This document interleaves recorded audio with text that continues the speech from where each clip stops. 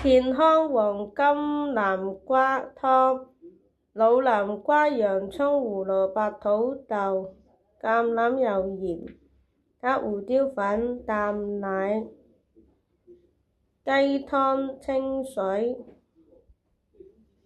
咁跟住呢，將老南瓜去皮，去咗啲核啦，切成小塊。老南瓜呢，口感更甜呢，粉質更足，做出呢濃湯好好味嘅喎。洋葱去皮呢，切成小丁。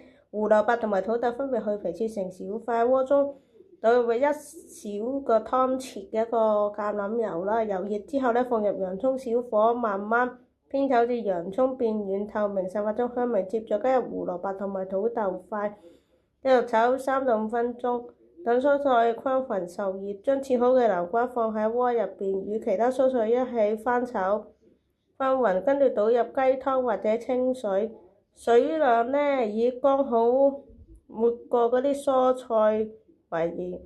大火煮後轉細火，蓋上鍋蓋後煮15到2分鐘，直到南瓜啦、胡蘿蔔呢同埋土豆變得軟爛啦。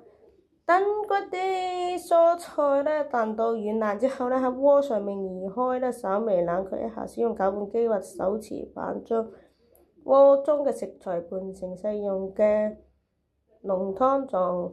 如果覺得濃湯太濃調，可以適量加入一啲雞湯或者清水進行稀釋。將攪拌好嘅濃湯倒回鍋中，開小火加熱，加入1小匙鹽同埋2份1小匙黑胡椒粉調味，均勻，讓味道充分融合。根據個人喜好，可以加入兩紅星淡奶油攪拌均勻，使濃湯口感更加濃郁順滑。